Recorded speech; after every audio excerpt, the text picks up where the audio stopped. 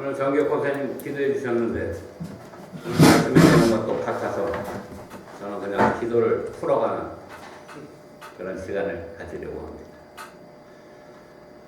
대한민국에 가면은 가장 유명한 이름이 있습니다. 한국에서 제일 유명한 이름이 뭘까요? 홍길동입니다. 홍길동. 왜냐하면은요, 모든 관공서에 가면은 샘플이 있어요. 다큐멘트 샘플이 있는데 거기 보면은 꼭 이름이 홍길동이라고 써 있습니다. 서울에도 있고 부산에 가도 있고 모든 사무실에 가면은 홍길동이 다 있습니다. 이 홍길동이란 원래 최초의 한글 소설이죠. 홍길동전의 주인공입니다. 허균이라는 사람이 있었는데요. 이 홍길동은 슈퍼맨입니다.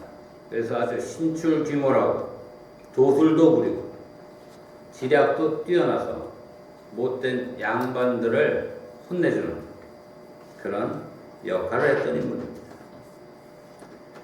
이 소설에 있어서 가장 유명한 부분이 어느 부분이냐면은 이런 내용입니다. 내 평생 서러운 것은 아비를 아비라 부르지 못하고 형을 형이라 부르지 못하는 것이니 위아래 종들이 다 나를 천하게 보고 친척과 오랜 친구마저도 나를 손가락질하고 아무개 천생이라 부르는 것이라. 이런 원통한 일이 또 어디에 있겠는가. 호구호영을 하지 못한다. 좀 어려운 말이죠. 우리 젊은 사람들 듣기에. 아버지를 아버지라 부르지 못하고 형을 형이라 부르지 못한다. 유명한 홍길동의 대사입니다. 다들 잘 아시겠지만 홍길동은요, 양반과 천민 사이에 태어난 우리가 서출이라고 부르는 그런 사람입니다. 양반 아버지와 천민 출신의 어머니 사이에서 태어난 반쪽 양반이라는 얘기입니다. 출신 성분의 차별, 그리고 서자라고도 하고 서출이라고도 하고 서류라고도 하는데 이 반쪽 양반의 아픔을 담은 것이 바로 홍길동전의 주제입니다. 역사적으로 고려 시대나 조선 초기까지는 이 서출이라는 것이 없었습니다. 그런데요, 조선 3대 왕인 태종이 이 서얼차별법이라는 것을 만들고 그 유명한 세종부터 이 서얼차별법이 시행이 됩니다. 대표적인 것이 이 서출들의 과거 시험을 보지 못하게 하는 과거 시험 금지법이었습니다. 옛날에는 과거를 봐야지, 그 시험을 봐야지 그것을 통해서 관직에 나가게 되는데 이 반쪽 양반들은 아예 관직에 나갈 수 없도록 법으로 막히게 되었다는 얘기입니다. 세종 당시에는요, 관직은 한정되어 있었는데 양반 자제들이 너무나 많았습니다. 그러다 보니까는 세종이 할 수 없이 정치꾼들과 협상을 하게 되는데 그게 뭐냐면은 너무 시험 보는 사람이 많으니까는 그것을 줄이자고 해서 그 방편으로 이 서출들의 관직 진출을 원천적으로 금지하게 되었던 것입니다. 그리고 세종 이후로 이 법은 약 500년 동안 지속이 됩니다. 자, 이렇게 차별되고 구별했던 법들이 우리의 문화 가운데 많이 남아있는데 오늘 우리의 사회를 돌아보면 아직도 이런 종류의 차별이 있는 것을 보게 됩니다. 학벌에 의한 차별, 지연, 아는 관계에 대한 차별, 또 혈연, 피, 가족, 친척, 이런 중심의 또 다른 차별들이 생겨나고 있습니다.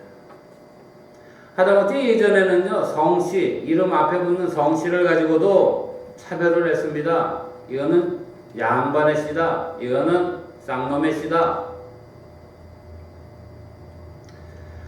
홍길동전에 보면은 허균이라는 사람, 그 저자가 꿈꾸는 율도국이라는 나라가 나옵니다. 나라 밖에 세워진 또 다른 나라입니다. 이상향입니다. 유토피아. 그런데 이 나라는 어떤 나라냐면은 자유로운 소통이 이루어지는 나라입니다. 막힌 것이 없고 소통이 이루어지는 나라. 당시 조선시대는 이런 사회가 불가능했기 때문에 역설적으로 절대로 이 땅에서는 이루어질 수 없기 때문에 그런 것을 소설을 통해서라도 사람들에게 표현하고 싶었던 그러한 마음이었던 얘기입니다. 이 허균은요, 후에 반역죄로 광해군에 의해서 처형을 당하게 됩니다. 능지처참. 차별 없는 사회를 꿈꾸는 것 자체가 당시 유교 왕실에 대해서 정면으로 도전하는 일이었기 때문입니다. 좀 더 얘기하자면요, 허균의 스승은 이달이라는 사람입니다. 이 사람은 역시 서출입니다. 그리고 이달의 스승은 황진이가 그토록 좋아했던 서경덕이라는 유명한 인물입니다. 이 서경덕은 종교개혁자 마틴 루터와 같은 시대를 살았던 사람입니다. 개혁주의적인 사람이었습니다. 당시 전 세계가 그런 흐름이 있었던 것 같습니다. 이 서경덕으로부터 또 영향을 받은 사람이 그 유명한 율곡 이인데요. 이율곡. 조선시대 사상적으로 굉장히 큰 영향을 끼쳤던 사람입니다. 자, 서경덕의 또 다른 제자, 아까 이달이라고 했는데 한시의 대가로 꼽히는 사람이었는데 서출 출신이었습니다. 일찍이 관직을 포기하고 시골에 살던 사람입니다. 그 서울 출신의 제자가 바로 허균인데 그 똑똑한 자기 스승이, 그 훌륭한 자기 스승이 차별받는 것을 보고 사회에 대해서 불이한 생각, 이 불이한 사회를 어떻게 할 것인가 고민을 하게 됐고, 그래서 홍길동전을 쓰게 되었다는 얘기입니다.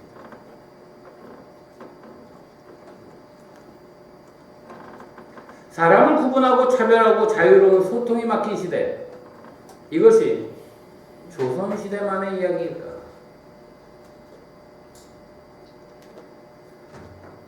그렇지 않다는데 오늘 우리의 문제가 있습니다. 구분하고 차별하는 것, 관계가 깨지고 소통이 막혀버리는 것, 이것이 오늘 우리가 살아가는 이 시대의 또 다른 단면이기 때문입니다. 문명사회의 그늘진 모습입니다. 그리고 여전히 현재 진행형인 사건입니다. 오늘 우리가 성경을 두 군데 봤는데요. 먼저 본 것이 창세기 11장입니다. 창세기 11장에는 우리가 너무나 잘 알고 있는 바벨탑 사건이 나옵니다. 4절에 보면 이렇게 전하고 있습니다. 또 말하되 성읍과 탑을 건설하여 그 탑 꼭대기를 하늘에 닿게 하여 우리의 이름을 내자. 우리는 이 바벨탑 사건이라고 해서 탑만을 얘기하는데요. 사실은 자세히 보면 성읍과 탑의 건설, 더 정확히 얘기하면 도시 문명의 건설입니다. 사람들이 모여서 큰 도시를 세우고 그 중심에 탑을 쌓기 시작합니다. 모든 사람들이 힘을 합쳐서 땀을 흘리고 도시를 건설합니다. 그러자 하나님은 언어를 소통하지 못하게 하면서 모두 흩어버리십니다. 도시 문명의 몰락입니다. 자, 그러면 여기서 한번 여러분들 이런 궁금한 생각 해보지 않으셨습니까? 사람들이 힘을 합쳐서 문명을 만들고 탑을 쌓아서 편리한 세상을 만드는 것, 수로를 내고 길을 닦고 뭐 여러 가지 건축을 했겠죠. 이게 나쁜 일일까? 그렇다면 오늘날 이 땅에 존재하는 어떤 공동체들도 이렇게 흩어버려야 될 대상이란 말인가? 그런 질문입니다. 그렇지 않습니다. 성경도 그렇게 말하지 않습니다. 하나님께서 언어를 흩어버린 진짜 이유가 무엇일까요? 성경을 자세히 읽어보면요. 사람들이 뜻을 모으고 문화를 발전시키고 도시를 건설하고 탑을 쌓았기 때문이 아닙니다. 4절 이하에 보면은 그 이유가 분명히 기록되어 있는데 성읍과 탑의 건설 때문이 아니라 우리의 이름을 내자 그랬기 때문입니다. 우리의 이름을 내자. 창세기 11장은 바로 이것을 얘기하고 있습니다. 하나님께서 인간의 모든 활동을 거부하신 것이 아니라 그 모임이, 그 조직이, 그 공동체가, 그들의 역사가 인간 스스로를 드러내기 위한 것이기 때문에 하나님이 반드시 흩어버리셨다는 얘기입니다. 오늘 우리의 교회도 마찬가지입니다. 교회 안에서 자기의 이름을 드러내기 위해서 자기 이름을 높이는 사람은요, 그 사람이 목사든지 장로든지 권사든지 집사든지 아무개든지 그 누구라도 실패하게 되어 있습니다. 성도들만의 이야기가 아닙니다. 교회도 마찬가지입니다. 교회의 종탑이 한없이 올라가고 있습니다. 그런데요, 사회적 치타는 더해가고 있습니다. 교회라는 이름으로 모여있지만 교회 아닌 교회들이 너무나 많이 있습니다. 자기 교회 이름을 내기 위해서 무리한 시도를 하는 교회들이 늘어가고 있습니다. 과연 창세기 11장에 나오는 흩어버린 바벨의 도시와 다를 게 무엇이 있겠습니까? 결국은 흩어지게 되어 있다는 얘기입니다. 왜냐하면 이것이 하나님이 정하신 질서고 법이기 때문입니다. 왜 그럴까요? 자기 이름을 내는 곳에는요, 반드시 구별과 차별이 생기기 때문입니다. 그 구별과 차별은요, 관계를 깨트립니다. 그리고 그 깨어진 관계는요, 모든 공동체를 허물어뜨립니다. 이것의 반복입니다. 이것이 바로 바벨탑 사건이 우리에게 주는 메시지입니다. 홍길동전이 암시하고 있는 것이나 마찬가지로 바벨탑 사건을 통해서 언어가 갈렸다는 것은 똑같이 소통이 깨지고 관계가 깨진 우리의 현실들을 고발하고 있다는 얘기입니다. 그렇다면 고발하고 흩어지고 깨진 것은 좋지만은 과연 우리에게 소망이 없다는 얘기인가? 차별 없는 이상사회, 소통이 이루어지는 그런 자유로운 세상이 불가능하다는 얘기냐? 아닙니다. 거기에 대해서 우리에게 성경이 가능하다고 증거를 하는데 그것이 바로 오늘 두 번째로 읽은 오순절 성령 강림 사건입니다. 성경에 보면 언어에 대한 두 가지 중요한 사건이 등장을 하는데 하나는 바로 이 바벨탑 사건을 그린 창세기 11장이고요. 또 하나의 서로의 언어가 다른 상황에서 이루어지는 소통이 되는 사건이 보여지는데 그것이 바로 사도행전 2장에 나타난 오늘 우리가 읽은 본문입니다. 이런 관점에서 본다면 사도행전 2장에 나오는 성령 강림 사건은요, 대단히 중요한 의미를 가집니다. 왜냐하면 인간 사회에서 처음으로 진정한 소통이 이루어진 사건이기 때문입니다. 한 어머니가 딸을 데리고 언덕에 올라서 밤하늘을 가리킵니다. 손가락으로. 저기 저 예쁜 별 좀 봐라. 한국에는 별도 보이지 않더니 미국 오니까 별이 무지하게 많이 보인다. 어머니는 밤하늘에 달을 보고 별을 보라고 하는 것인데 딸아이는 엄마의 손에 끼어있는 반지를 보고 있습니다. 엄마만 이쁜 것 꼈네. 상황 파악을 못하고 있는 겁니다. 이런 일들이 우리에게 일어납니다. 홍길동전을 보면서요, 우리의 머릿속에 남는 것은 신출귀몰한 홍길동의 활약입니다. 짜잔! 멋있게 나타나고 기가 막힌 일들을 해내고 보이지 않게 사라지는.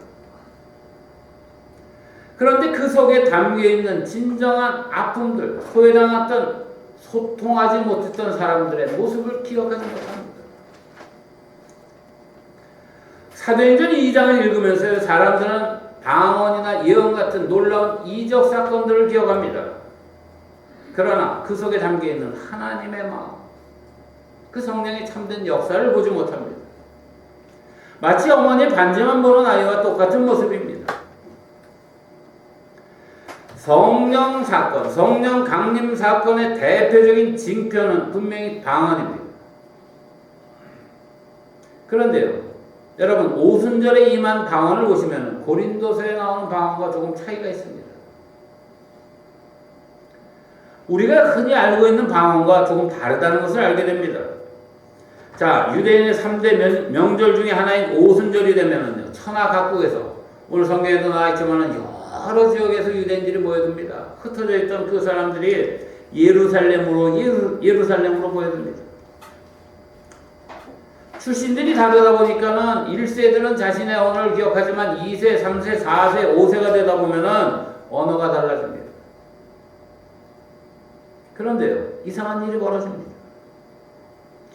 사도행전 2장 5절 이하인데, 그때 경건한 유대인들이 천하 각국으로부터 와서 예루살렘에 머물러 있더니 이 소리가 나매 큰 무리가 모여 각각 자기의 방언으로 제자들이 말하는 것을 듣고 소동하여 다 놀라.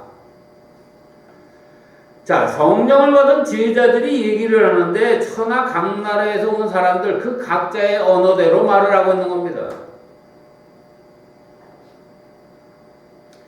이 사람들이 다 갈릴리 사람이 아니냐? 갈릴리 사람들이 갈릴리 촌 사람들의 방언을 해야 되는데, 그 시골 말을 해야 되는데 어떻게 이렇게 우리가 사는 외국말을 다 하냐? 이것이 바로 본문의 내용입니다. 여기서 나오는 방언은요, 사전에 나오는 의미대로 자기 나라의 말을 얘기합니다.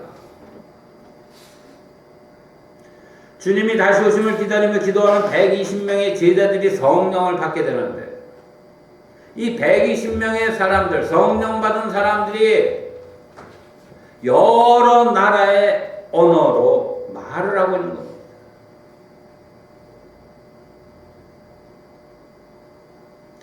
더 놀라운 것은요, 14절 이하에 보면 베드로가 설교를 시작하는데 베드로 한 사람입니다. 이건 또 다른 상황입니다. 제자들은 각 나라 말로 말을 하고요, 베드로는 한 나라 말로 지금 말을 합니다. 그런데 모두가 자기 나라 말로 알아듣기 시작합니다. 말하는 사람은 하나인데 모두가 자기 나라 말로 알아듣는 거예요. 알아듣는 것뿐만 아니라 회개하고 세례받는 사람이 그날에 3,000명이나 되었다. 이것이 성령 강림과 그 이후의 사건입니다. 여러분 신기하지 않습니까? 이 신비한 사건이 오순절 성령 사건이고요. 그리고 그 중심에는 방언이 있습니다. 언어가 있습니다. 이런 방언, 쉽게 말하면 제가 한국말로 설교를 하는데 여기에 있는 온 나라 사람들이 앉아있다고 치면 그 사람들이 다 이해하고 있는 것과 똑같습니다. 그렇다면 이 사도행전에 나오는 이야기는 홍길동전에 나오는 도술 이야기와 같은 그런 이야기를 하는 것일까요? 아닙니다. 성령 강림의 사건, 방언이 얘기하는 핵심이 무엇일까요? 바로 소통입니다. 커뮤니케이션. 바벨탑 사건을요, 다른 단어로 표현하면 소통의 단절입니다. 그리고 성령 강림 사건은 소통의 회복입니다. 유대인이든 헬라인이든 아라비아인이든 그레데인이든 모두가 할 것 없이 알아듣고 소통하게 되었다는 겁니다. 하나가 되었다는 겁니다. 성령 안에서 그들이 이해하게 됐고 똑같이 하나의 성령으로, 하나의 언어로, 하나의 주님으로, 하나의 한 분의 하나님으로 고백하게 되었다는 얘기입니다. 이것이 바로 성령 강림 사건의 전체 이야기입니다. 그렇습니다. 그렇다면 성령 받은 사람을 우리가 어떻게 구분할 수 있을까? 이런 문제에 부딪히게 됩니다. 우리는 제가 절대로 어떤 모습을 폄하하는 것이 아닙니다. 한 자리에서 방방 뛰는 사람을 성령 받은 사람이라고 생각했습니다. 저 사람은 성령 받은 사람이고 나는 아니다. 그럴까요? 진짜로 성령 받은 사람과 그렇지 않은 사람의 차이는 무엇일까요? 바로 소통입니다. 에베소서의 주제는요, 막힌 담을 하신 예수 그리스도입니다. 에베소서 2장의 주제입니다. 소통은요, 담을 허는 것을 얘기합니다. 담을 쌓는 것은 절대로 소통이 아닙니다. 성령 받은 사람은요, 차별과 구분을 무너뜨리고 소통하는 사람이 진짜로 성령 받은 사람입니다. 그리고 그 소통이 성령 받은 사람의 증거입니다. 성령 받은 사람은 단순히 눈에서 불이 나가는 사람이 아닙니다. 누군가를 쓰러뜨리는 사람도 아닙니다. 절대 아니다라는 얘기는 아닙니다. 여러분들이 오해 없이 들으시기 바랍니다. 기독교 역사에서 엄청난 성령의 역사를 통해서 기이한 이적이 나타났습니다. 그런데요, 그것이 모두가 아니라는 거예요. 손가락입니다. 자, 쉽게 표현하겠습니다. 여기 학생들이 악기를 잘 배웁니다. 기가 막히게 연주를 합니다. 와, 잘한다. 이게 끝이 아니라 그렇게 배운 것을 통해서 무엇을 할 것이냐가 훨씬 더 중요합니다. 성령의 이적은요, 여기서 엄청난 우리가 보지 못했던 사건이 일어나는 것이 아니라 그것을 통해서 무엇을 전해야 되는가, 그것이 훨씬 더 중요하다는 얘기입니다. 방언은 성령 받은 완전한 증거가 아닙니다. 방언은 도구입니다. 수단입니다. 그런데 그것을 성령을 받은 완전한 증거라고 생각하는 사람들, 그런 사람들은요, 이단으로 빠질 위험이 매우 큰 사람들입니다. 옛날에 유명한 전도관 박태선이라는 분이 있었어요. 잘못된 길로 갔어요. 문선명이 그랬습니다. 통일교가 요즘 한국교회를 뒤흔드는 새로운 신천지, 신사도운동, 잘못된 길로 가게 되는 이유들이 바로 여기 있습니다. 그들은 소통을 하지 않습니다. 또 다른 단절, 우리들만의 이야기를 써가고 있습니다. 과연 하나님이 원하시는 일일까요? 성령의 능력이 초점을 두고 있는 것은요, 단순히 신비한 초자연적 현상이 아닙니다. 예수님을 기억할 때 우리가요, 병을 고친 사건만 기억하는 것, 5,000명을 먹이신 사건만 기억하는 것과 똑같은 이야기입니다. 주님이 이 땅에 오신 이유는 우리의 죄를 대신해서 십자가를 지시기 위함이고, 그것을 믿는 모든 사람들에게 구원을 주시기 위함입니다. 빵을 주시는 것이 최종의 목표가 아니라는 얘기입니다. 성경이 말하고 있는 성령의 진짜 힘, 진짜 능력은 막힌 담을 하는 능력이고 소통의 능력입니다. 주님이 이 땅을 떠나시면서 내가 보혜사 성령을 보내시겠다, 이렇게 약속하셨습니다. 보혜사, 파라클레이토스, 쉽게 말하면요, 우리말로 하면 변호사라는 뜻입니다. 내가 할 수 없는 것을 대신해주는 사람, 대신해주는 분. 그래서요, 말할 수 없는 탄식으로 하나님과 소통하게 해주는 분, 이것이